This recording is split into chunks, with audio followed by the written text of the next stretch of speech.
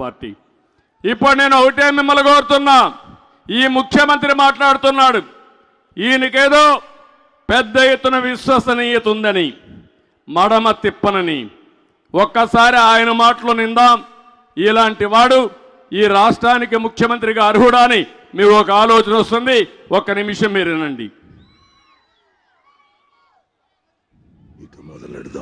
25కి 25 MP స్థానాలు మనమే తెచ్చుకుందాం. ఆ తర్వాత ప్రత్యేక హోదా ఎలా రాకుండా పోతుందో కూడా గట్టిగా చూస్తామని చెప్పి కూడా చెప్పండి. మన ప్రభుత్వంలో పూర్తిగా మద్యాన్ని నిషేధిస్తాం అని చెప్పి గట్టిగా కూడా చెప్తాం. నా సిపిఎస్ మనం అధికారంలోకి వచ్చిన వారంలో చేపించేస్తానన్నా. ప్రతి సంవత్సరం జనవరి 1వ తారీఖున ప్రభుత్వ ఉద్యోగాల భర్తీకి క్యాలెండర్ కూడా విడుదల చేస్తాను అని చెప్పి మీ అందరికీ కూడా హామీ ఇస్తా ఉన్నా. 200 యూనిట్ల వరకు మీకు కరెంటు ఉచితంగా ఇస్తామని చెప్పి మీ అందరికీ కూడా చెప్తా ఉన్నా. ప్రాజెక్టు 2021 జూన్ నాటికి కంప్లీట్ చేస్తాము. ఖరీఫ్ 2022 నాటికి నీళ్లు ఇచ్చే పరిస్థితి తీసుకొని వస్తానని కూడా ఖచ్చితంగా కూడా చెప్తా ఉన్నాను. 2023 ఖరీఫ్ కు కల్లా ఈ ప్రాజెక్టు పూర్తి చేస్తామని చెప్పి చెప్తా ఉన్నాను. 2025 ఖరీఫ్ కల్లా ఖచ్చితంగా గోదావరి పోలవరం ప్రాజెక్టు పూర్తి చేసి సమగ్ర సప్లాన్ చట్టాన్ని చట్టబద్ధంగా తీసుకొస్తామని చెప్పి హామీ ఇస్తా ఉన్నాము.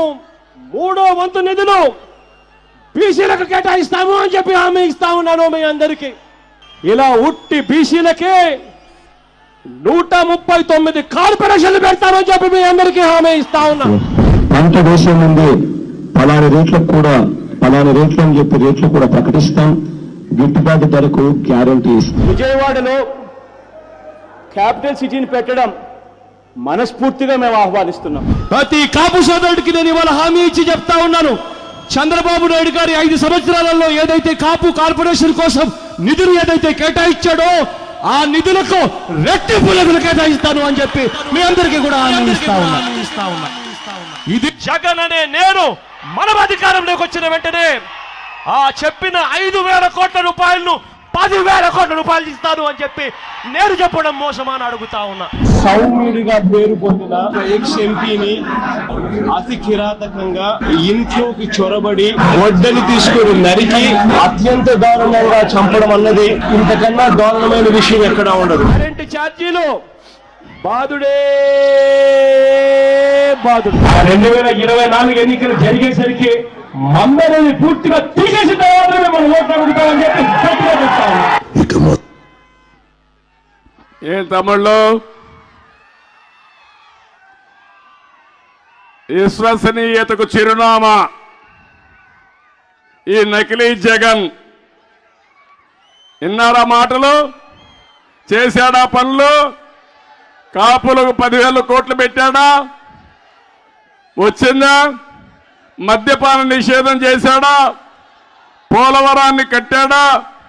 చేశాడు. పోలవరాన్ని గోదావరిలో ముంచేశాడు. ఒకటి కాదు, అతను ఏది చెప్పినా రివర్స్ గేర్లోనే ఉంటాడు.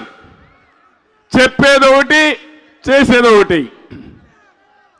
వేరే వాళ్ళపైన నేరం వేస్తాడు, ఈయన ఆ నేరం ఈయనే చేస్తాడు. అదే మీరు చూశారు, బాబాయిని చంపి ఆ నేరం మన మీద వేశాడు.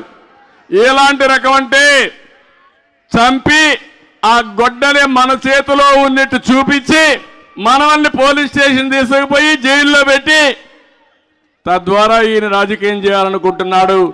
జగన్ నీ పని అయిపోయింది, నిన్ను అర్థం చేసుకున్నారు. అందుకే ఒక మాట మాట్లాడుతున్నాడు. సీన్ అర్థమైపోయింది, తిరగబడింది. అందుకే ఇప్పుడు ఏమంటున్నానంటే పెత్తందారులకి పేదవాళ్ళకి పోరాటం అంట. ఈ దేశంలో పెత్తందారి ఎవరన్నా ఉన్నా అంటే నెంబర్ 1 పెత్తందారి ఎవరు తమ్ముళ్ళు? ఎవరు? దేశంలో ధనికమైనటువంటి ముఖ్యమంత్రి.